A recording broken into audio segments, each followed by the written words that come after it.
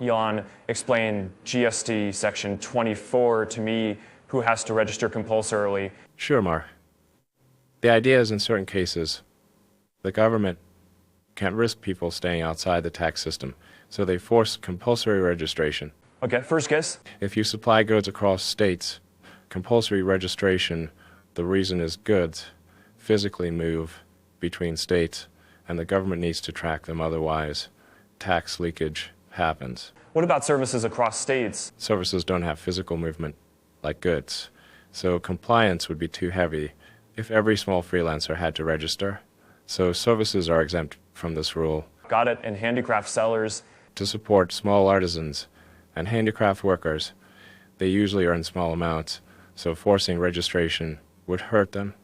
So they don't need compulsory registration. Non-resident businesses? Non-resident taxable persons, NRTP, must always register before making supplies. Reason, they're foreigners, temporary, and might leave anytime.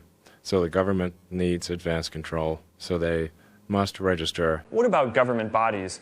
If they deduct TDS or collect TCS compulsory registration, because they're collecting tax on behalf of the government, so they must be registered to deposit it properly. What about reverse charge? Because you're the one paying the tax, not the supplier. So the system needs you inside GST, so compulsory registration. What about job workers? Normally no compulsory registration except for jewelry, gold, and silver job work.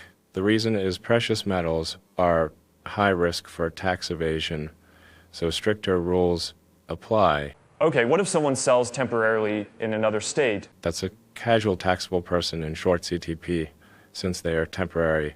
If they don't register, the government can't track them later, so they must register up front. And e-commerce? If you are an e-commerce operator, you're handling thousands of sellers and buyers, so government needs you to be accountable. But if you're a small seller using the platform and the platform pays the tax, then you're safe. And what about people who supply on behalf of others as agents? Because they act on behalf of someone else, the system needs them registered to track transactions and avoid double counting or evasion. I see. Then it says input service distributor, SD. Right. An ISD distributes input tax credit to different branches of the same company. Since they're passing on tax credit, they must be registered to ensure the credit chain remains transparent. What about online services from abroad? That's for OIDAR services, online information and database access or retrieval. Think Netflix, Google Ads, Spotify. Reason, if these foreign companies supply to Indian consumers, they must register to collect GST, otherwise tax revenue would leak out. Interesting.